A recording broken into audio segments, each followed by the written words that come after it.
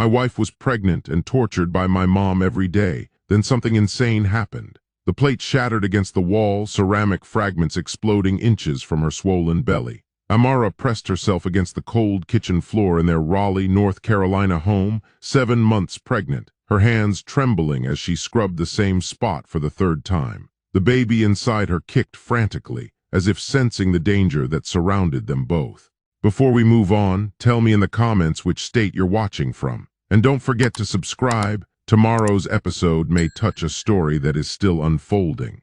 You did not clean this properly. The voice sliced through the air like a blade. Regina stood over her, arms crossed, eyes filled with pure hatred. This woman was supposed to be family, supposed to love her. Instead, she was the monster who ruled this house with cruelty and manipulation. I cleaned it 3 times already. Amara's voice barely rose above a whisper. Are you talking back to me? Regina's shriek filled the kitchen. She kicked the bucket over with deliberate force. Brown, dirty water spread across the floor Amara had just finished cleaning. Now look at what you made me do. Clean it again, all of it. Amara's lips trembled. Tears burned behind her eyes, but she refused to let them fall. Not anymore, not in front of Regina. The baby kicked again, stronger this time, as if trying to tell her to stay strong. But how could she be strong when she was so tired, so hungry, so completely alone in this nightmare? Please, the baby needs rest. I need rest.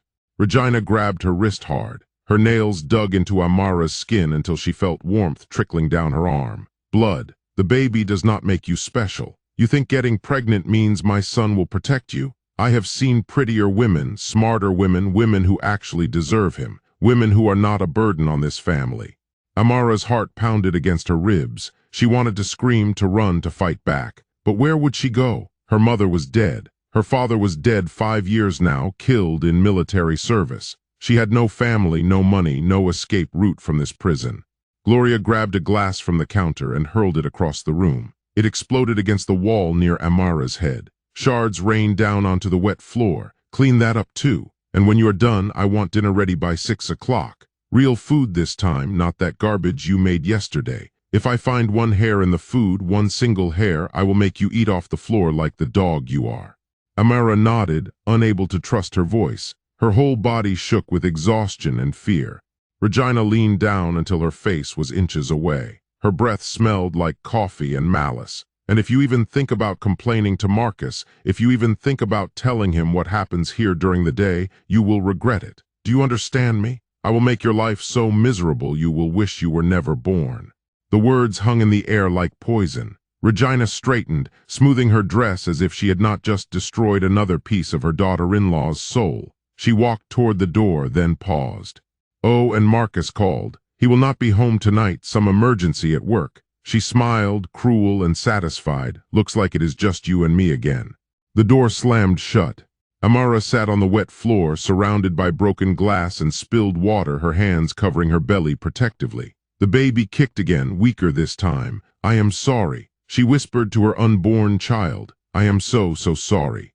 Every day was the same nightmare. Wake before dawn, cook Regina's breakfast, clean the entire house, get insulted, get hurt, go to bed hungry while Regina ate her fill, and Marcus never saw it. He left early for work, came home late, sometimes did not come home at all. As she reached for the broken pieces of glass, a sharp edge sliced her palm. She watched blood drip onto the white shards, mixing with the dirty water on the floor, just like her life. Broken, bleeding, drowning in a situation with no exit. She pulled herself up slowly, 1 hand on her belly, 1 hand on the counter. She had to keep going. For the baby. Only for the baby. As she reached under the counter for the cleaning supplies, her fingers touched something cold and rectangular, something that should not be there. She pulled it out carefully. A phone, old, scratched, but when she pressed the button it turned on. Battery at 15%, no password. Amara's heart stopped. This was not her phone. Regina had smashed her phone months ago, claiming it was a distraction from housework. This must have been hidden here by someone else. Another victim of Regina's torture, a previous daughter-in-law, a maid. It did not matter. This was hope. This was a chance.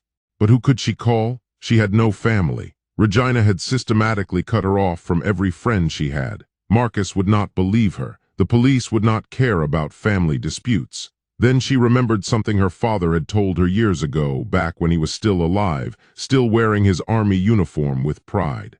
If you are ever in real trouble, the military takes care of their own, even their families. We never leave a soldier's child behind. She had never believed it, never thought she would need it. But now, with Regina's voice drifting down from upstairs, with her baby's life hanging in the balance, she had to try. Her fingers flew across the phone's cracked screen. She did not have numbers memorized, but she remembered her father's old base. Fort Bragg, right here in North Carolina. There was an emergency family contact line for widows and children of fallen soldiers. She had seen the number on documents after her father's funeral. She typed quickly, desperately, "Help, pregnant daughter of Sergeant David Thompson being held and abused. Send help, please." She added the house address on Westbrook Lane in Raleigh, her finger hovering over the send button. If this did not work, if no one came and Regina found out she tried to contact someone, the consequences would be worse than anything she had experienced so far. But if she did not try, she might not survive another month. The baby might not survive. Upstairs, Regina's television turned on. Loud, a game show, people laughing and cheering. Amara pressed send. The message disappeared into the digital void. She quickly deleted it from the sent folder, turned off the phone, and shoved it back under the counter where she had found it. She wiped her tears and continued cleaning, her heart hammering so loudly she was certain Regina could hear it from upstairs. The sirens started faint and distant. Amara froze, a piece of broken glass cutting deeper into her palm. She did not dare hope. Sirens passed by this neighborhood all the time, ambulances heading to the hospital, police responding to calls on other streets. This was nothing. This was coincidence. But the sirens grew louder, closer. Regina's footsteps pounded across the ceiling above. "What is that noise?" Her voice carried down the stairs, sharp with suspicion. The sirens were right outside now. Multiple vehicles, engines rumbling, doors slamming, heavy boots hitting pavement. Amara's breath caught in her throat. They came. They actually came. "What did you do?" Regina appeared at the top of the stairs, her face twisted with rage. "Did you call someone? Did you dare bring shame to this house?" "I do not have a phone," Amara said, her voice steadier than she felt. "You broke mine, remember." The front door exploded inward. Wood splintered. The frame cracked. 6 soldiers in full tactical gear poured into the house, weapons drawn, moving with trained precision. "This is military police. Everyone stay where you are. We have reason to believe someone in this residence requires immediate assistance." Regina's mask of control slipped. Her mouth opened and closed. There must be some mistake. "This is a private home. You cannot just burst in here. I will call my lawyer. I will sue. You have no right." "Ma'am, step aside." The lead soldier, a captain with steel in his voice, moved past Regina without hesitation. "Where is Amara Thompson?" "I am here," Amara called from the kitchen, her voice breaking. "I am in here. Please help me." Soldiers flooded the kitchen. Their faces hardened when they saw her. Pregnant, bleeding, surrounded by broken glass and dirty water, bruises covering her arms, exhaustion written in every line of her body. One soldier, a woman with medic patches on her uniform, rushed forward immediately. "How far along are you?" "7 months." Amara's voice cracked. "The baby stopped moving. I think something is wrong." "We need medical in here now." The female medic called over her shoulder while checking Amara's pulse. "Your blood pressure is dangerously low. You are severely dehydrated. We are getting you out of here right now." "This is absolutely unacceptable." Regina's voice rose to a shriek. "You are treating me like a criminal in my own home. This girl is my daughter-in-law. This is a family matter. You have no authority here."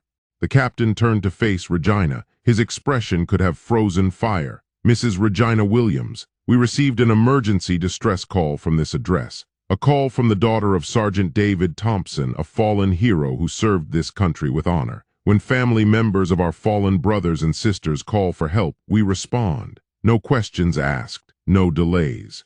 Regina's face went pale. "David Thompson, that is her father, but he has been dead for years. His brothers in arms are not dead." The captain's voice dropped to something cold and final. "And we take care of our own. What we found here today is nothing short of criminal abuse. Imprisoning a pregnant woman, denying her food and water, putting her and her unborn child's life at risk." "She is lying," Regina shrieked, her composure finally cracking completely. She is being dramatic. She is trying to turn everyone against me. We have her medical records from the emergency call. The captain interrupted, holding up a tablet. Signs of long-term abuse, malnutrition, bruising consistent with physical assault, and we will have her testimony. That is more than enough. You cannot prove anything. Regina's voice shook now. It is her word against mine. I have lived in this community for 30 years. I have a reputation. People know me. They will never believe her over me. The captain held up Amara's old phone, the one Regina had smashed months ago. We also recovered this device from the premises, still functional enough for our tech team to extract deleted messages. Messages where you threatened her, where you told her you would make her lose the baby, where you told her she was worthless and did not deserve your son. Regina's face drained of all color. That is private. You had no right to go through that. We had every right. The moment she called for help, the moment her life was in danger, all your privacy protections ended. 2 soldiers stepped forward, pulling out handcuffs. Mrs. Regina Williams, you are under arrest for assault, false imprisonment, and endangering the welfare of a pregnant woman and unborn child. No, Regina lunged suddenly, not toward the soldiers, but toward Amara on the floor. You ruined everything. This is your fault. If I cannot have my son's respect, then you cannot have his baby. She was fast, faster than anyone expected. Her hand shot out, grabbing a kitchen knife from the counter. The same knife Amara had used to cut vegetables that morning. She raised it high, her face twisted with pure hatred. Everything happened in slow motion. The soldiers shouted, reaching for their weapons. The medic threw herself over Amara's body, shielding her. And then another figure burst through the kitchen door. A man in military uniform, younger than the others, his face desperate and terrified. Mom, no, he tackled Regina from the side. They crashed to the floor together. The knife skittered across the tiles, spinning, coming to rest against the wall. Amara's heart stopped. That voice, she knew that voice. Marcus, she whispered. The young soldier who tackled Regina stood up, breathing hard. He wore full military gear, weapon strapped to his side, tactical vest. But it was definitely him, her husband, Marcus. He looked at Amara on the floor, his face twisted with anguish. Maya, I am so sorry. I am so sorry. Amara's mind could not process what she was seeing. Marcus was here. Marcus was in military uniform. Marcus was with the soldiers who rescued her. You, she breathed, you knew. Military intelligence, he said, his voice breaking. Undercover for the past 4 months. I could not tell you. I could not tell anyone, not even her. He gestured to his mother, now being handcuffed on the floor, still screaming and thrashing. You knew when you let them come here. Regina shrieked at her son. I am your mother. How could you betray me like this? Marcus's face hardened. You are a monster. I did not want to believe it at first. When Amara tried to tell me months ago, I thought she was exaggerating. But then I started noticing things. The way she flinched. The bruises she tried to hide. How thin she was getting even while pregnant. He walked toward Amara, tears streaming down his face. I reported it to my commanding officer. They set up surveillance. We have been watching the house for weeks, gathering evidence. We needed enough to make sure you would be prosecuted, to make sure you would never hurt anyone again. Watching, Amara whispered, the shadow outside the window.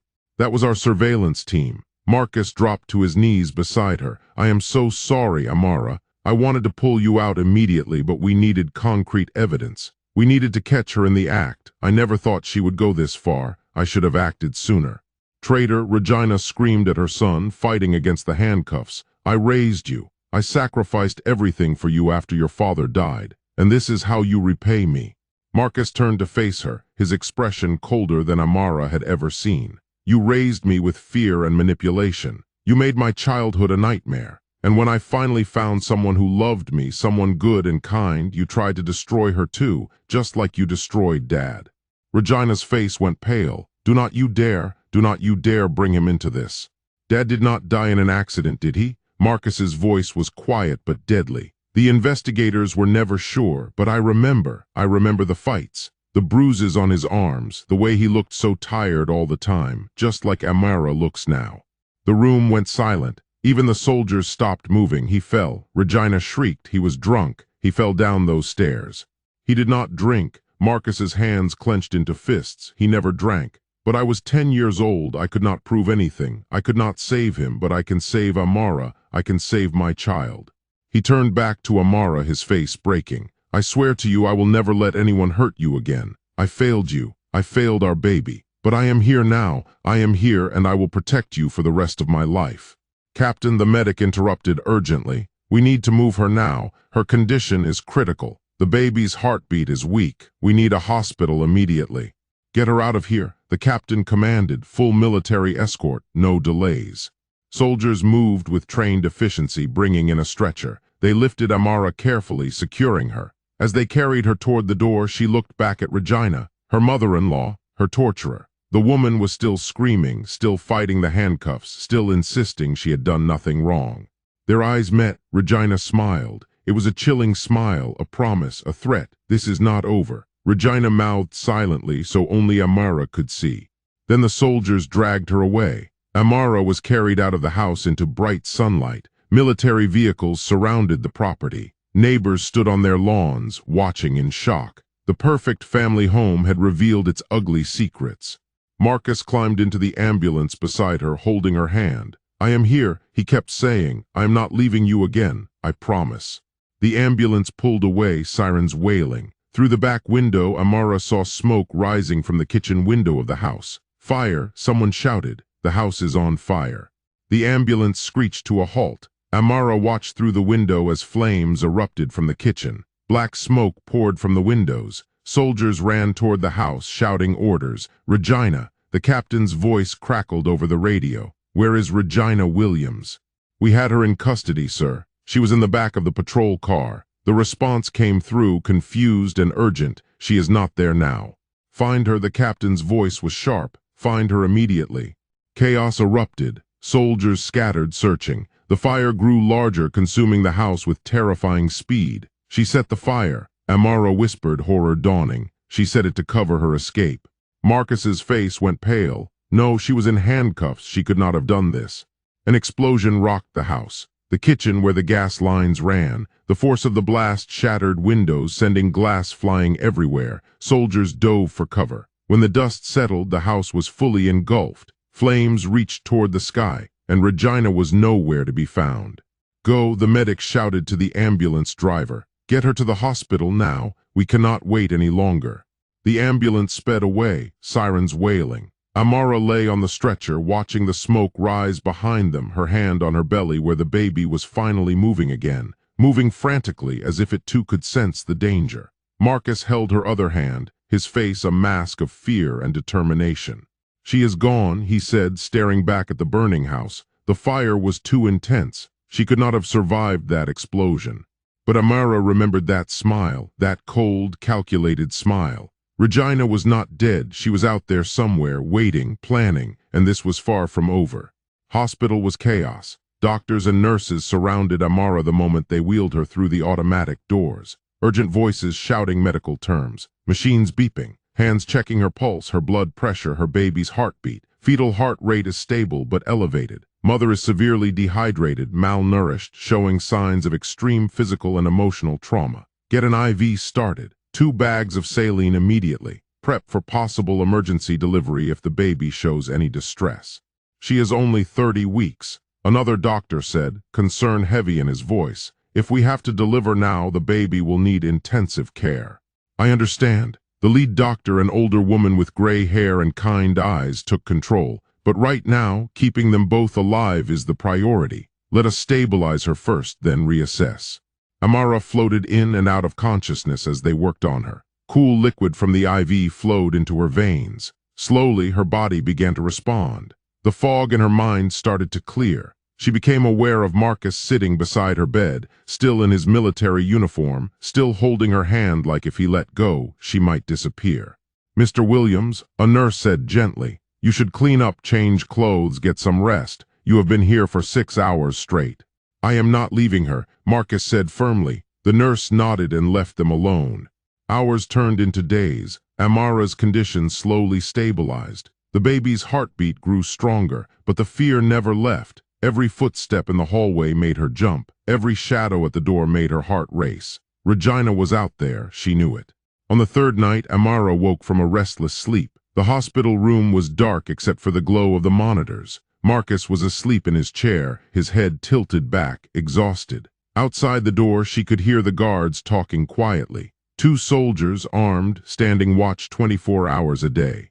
Everything seemed peaceful, but something felt wrong. Amara's skin prickled with unease. She looked around the room, her eyes adjusting to the darkness. The IV drip, the monitors, the flowers someone had sent, sitting on the windowsill, the flowers. Amara's blood ran cold. She had not noticed them before. A beautiful bouquet of white lilies, her favorite flower, but also the flower that had been at her mother's funeral. Slowly, her hand shaking, she reached for the card attached to the bouquet. The handwriting was elegant, familiar. "Sleep well, my dear daughter-in-law. We will see each other again very soon. Sweet dreams, R." Amara's scream shattered the peaceful night. Marcus jolted awake, nearly falling from his chair. "Amara, what is wrong?" The guards burst through the door, weapons drawn, eyes scanning the room for threats. Amara pointed at the flowers with a trembling hand, unable to speak. Marcus grabbed the card, read it, and his face went white. "When did these arrive?" he demanded, turning to the guards. The two soldiers looked at each other, confused. "Sir, no flowers came through while we were on duty. We have been here since 6 o'clock this evening." "Then how did they get here?" Marcus spun around, examining the room frantically. He moved to the window, checking the lock, secure. He looked up at the ceiling tiles, at the ventilation grate, searching for any possible entry point. "She was here." Amara whispered, her voice hollow. "She was in this room while I slept. She could have killed me. She could have killed the baby, but she did not. She left flowers instead." The captain arrived within 20 minutes with a full security team. They searched the room, the hallway, the entire floor. They found nothing. No sign of forced entry, no evidence of how the flowers appeared. It was as if Regina was a ghost, able to move through walls, invisible to cameras and guards. "We are moving you," the captain decided. "Different hospital, different city. We will transport you tonight under full military protection." "No," Amara said quietly. Everyone turned to look at her. "No," Marcus repeated, incredulous. "Amara, she was in this room. She could have harmed you and the baby. She could have killed me," Amara finished, "but she did not, because that is not what she wants." "What are you talking about?" Marcus leaned forward, desperate to understand. Amara looked at her husband, and for the first time since this nightmare began, she felt something other than fear. She felt clarity. "She does not want me dead. She wants me broken. She wants me terrified, running, looking over my shoulder for the rest of my life. That is her revenge, not a quick death, a slow torture." Her hand moved to her belly protectively. "But I am done running. I am done being afraid. Amara, you cannot just decide. I spent months in that house cowering, taking every bit of abuse because I thought I had no choice." Amara's voice grew stronger. "I thought I was powerless, but I am not. I survived her. I protected this baby through absolute hell. I found a way to call for help when she thought she had destroyed every option I had. I am stronger than she ever gave me credit for."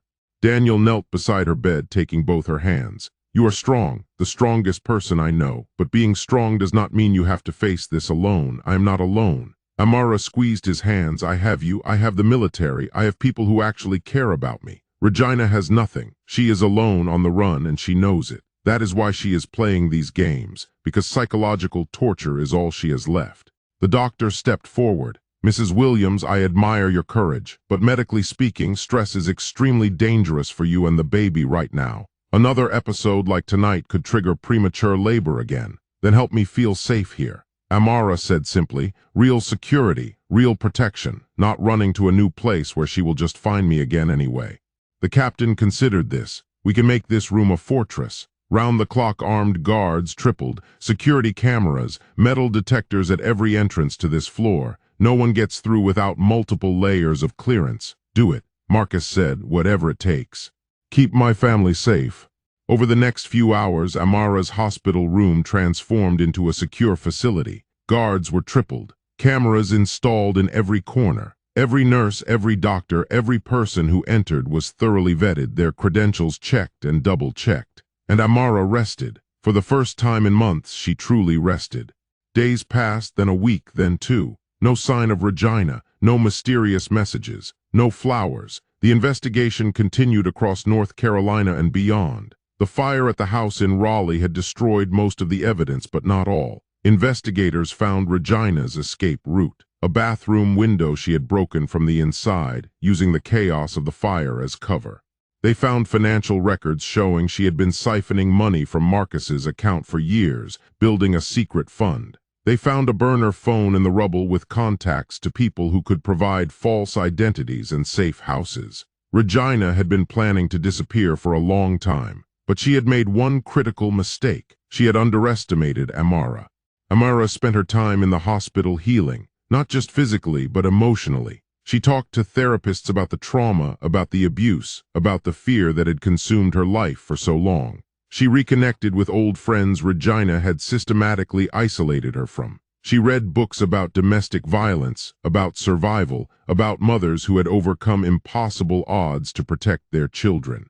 And she talked to her baby. "You are going to have a different life than I did," she whispered one night, her hand on her belly. "You are going to know love, real love, not the twisted, manipulative thing Regina called love. You are going to know that you matter, that your voice matters, that you deserve respect and kindness and safety always."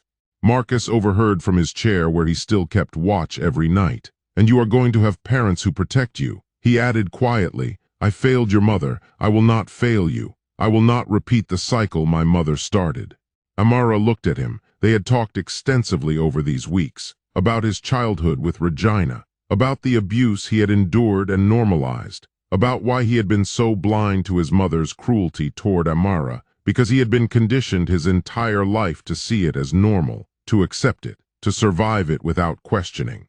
They had cried together, fought, forgiven at least partially. They were not healed yet. Maybe they would never be completely healed. The scars ran too deep, but they were trying. They were building something new from the ashes of what Regina had destroyed.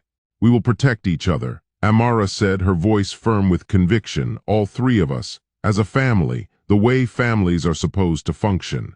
At 34 weeks, Amara's condition had stabilized enough that Dr. Rachel cautiously approved moving her to a private military medical facility, more secure, more equipped for a potentially complicated delivery, better prepared for any emergency. The transfer happened at night, under heavy guard, with decoy vehicles and carefully planned routes. At 37 weeks, on a quiet Tuesday morning, Amara went into labor. This time it was not from stress or trauma or Regina's abuse. It was natural. It was time. Her body was ready. Her baby was ready. Marcus was there, holding her hand through every contraction, every push, every moment of pain and fear and overwhelming hope. And at 6:47 in the morning, their daughter entered the world. She was small but healthy, with powerful lungs that filled the delivery room with her cries. Cries of life, of survival, of victory over everything that had tried to destroy them. "She is perfect," Dr. Rachel said, placing the baby on Amara's chest. "Absolutely perfect. 10 fingers, 10 toes, strong heartbeat. You did it, Amara. You both did it." Amara looked down at her daughter, this tiny human she had protected through the darkest time of her life, and sobbed. Not from sadness, but from overwhelming joy that felt like it might split her chest open. "Hello, Grace," she whispered, her voice breaking with emotion. "I am your mama, and I promise you will never know the fear I knew. You will never doubt that you are loved. You will grow up knowing you are precious and valuable and strong." Marcus leaned over them both, tears streaming down his face. "She has your eyes," he said in wonder, touching Grace's tiny hand with one finger, "and your stubbornness. She fought so hard to stay with us through everything." Amara laughed through her tears. "She gets that from both of us. We are all fighters in this family. We are all survivors." Grace opened her eyes, looking up at her mother with that unfocused newborn gaze that sees everything and nothing. And Amara felt something shift inside her, a final piece of her broken heart clicking back into place. She had survived. They had survived. Against impossible odds, against a monster who wanted to destroy them, they had survived and created something beautiful. The next few days were a blur of feedings and diaper changes and sleepless nights. But they were beautiful days. Exhausting, yes, but filled with a kind of joy Amara had forgotten existed. Marcus barely left their side. He learned to change diapers, to swaddle Grace in the specific way she liked, to soothe her when she cried. He was trying so hard to be the father he never had, the husband Amara deserved, the man who would break the cycle of abuse that had defined his family for generations. On the 4th day, the captain came to visit. "Mrs. Williams," he said, standing somewhat awkwardly at the door with a small teddy bear, "I wanted to congratulate you and to give you an update on the situation." Amara's heart clenched with the familiar fear. "You found her?" "No," the captain admitted, his expression grim. "But we have traced her movements to the border with South Carolina. She crossed into another state using a false passport and identity documents. We are working with federal authorities and other state agencies, but he trailed off, clearly frustrated. But she is gone. Amara finished for him, for now at least, but we will not stop looking. The captain's voice was firm, and in the meantime you have protection, permanent protection. The military takes care of its own, and that includes the families of fallen heroes. Your father, Sergeant David Thompson, would be very proud of you, Mrs. Williams. The strength you have shown, the courage, the determination to protect your child. He raised an incredible daughter. My father taught me to never surrender, Amara said softly, looking down at Grace sleeping peacefully in her arms. Even when the battle seems lost, even when you cannot see a way forward, you keep fighting, you keep hoping, you keep protecting what matters most. The captain nodded with deep respect. Sergeant Thompson was a good man, a brave man who served with honor. His legacy lives on in you and now in your daughter. After he left, Marcus sat beside Amara on the hospital bed, careful not to disturb Grace. Are you scared? He asked quietly, that she will come back someday. Amara thought about it, really thought about it. Sometimes, she admitted. When I wake up in the middle of the night, I think I hear her voice. I think I see her shadow in the corner. But then I look at Grace and I remember I am not the same person I was in that house. I'm not that scared, broken woman who scrubbed floors while pregnant and took abuse because she thought she had no other choice. You were never broken, Marcus said fiercely, his voice filled with conviction. Hurt, yes, traumatized, absolutely, but never broken. You were fighting the whole time, surviving, protecting our daughter even before she was born. You were a warrior even when you felt weak. Amara leaned her head on his shoulder, feeling the warmth and safety she had been denied for so long. We are going to have to live with this for a long time. The fear, the what-ifs, the looking over our shoulders, the possibility that she might appear again someday. I know, Marcus wrapped his arm around her carefully, but we are going to do it together, as a family, the way it should have been from the beginning. Grace stirred in Amara's arms, making those small newborn sounds that meant she would be awake and hungry soon. Amara looked down at her daughter's face, so peaceful, so innocent, so completely unaware of the darkness she had already survived just by existing. You know what Regina's biggest mistake was? Amara said suddenly, a realization crystallizing in her mind. What? Marcus asked. She thought breaking me would make me weak, but all she did was teach me how strong I really am. She thought isolating me would leave me helpless, but all she did was show me that I could survive alone if I had to. She thought she could destroy me, destroy us, destroy our family before it even began. Amara's voice grew fierce, filled with the protective strength of a mother who would burn down the world to keep her child safe. But I am still here. We are still here. And I have something she never had and never will have. I have love, real love. I have people who would fight for me, die for me. I have a daughter who will grow up knowing what real family means, what real strength looks like, what it means to survive and thrive despite the worst someone can do to you. And that her eyes filled with tears, but they were tears of triumph, of victory over evil. That means I won. Despite everything she did, despite all her cruelty and manipulation and abuse, I won. We won. Marcus wrapped his arms around them both. His wife, his daughter, his family. Yes, he said simply, his voice thick with emotion. We won. Outside the window, the sun rose over Charlotte, painting the North Carolina sky in shades of gold and pink. A new day. A new beginning, a new chapter in a story that could have ended in tragedy but instead became a testament to survival.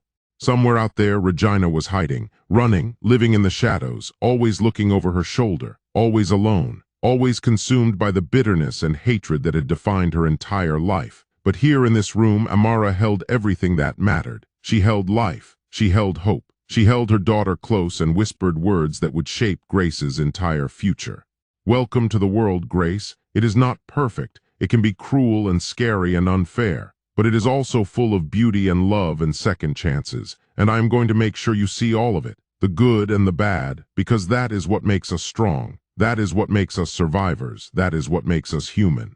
Grace yawned, her tiny hand wrapping around Amara's finger with surprising strength, a grip that held promise, a grip that held the future. And in that moment, Amara knew with absolute certainty that whatever came next, whatever challenges they would face, whatever shadows lurked in their future, they would face it together.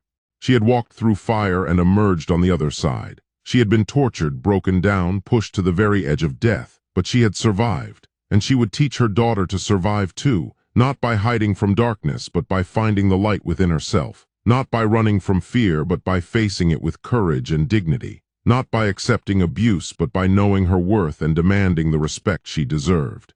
Amara kissed her daughter's forehead and smiled through her tears. "We are free," she whispered, the same words she had spoken in the smoke and chaos of her escape. But now they meant something different, something deeper, something truer, not just free from Regina, free to live without fear, free to love without conditions, free to heal at their own pace, free to be the family they were always meant to be. If you enjoyed this story, like this video, and leave a comment telling me what you thought. And if you're not already subscribed to the channel, please subscribe and hit the notification bell to get alerts for new stories like this one. Thanks for watching.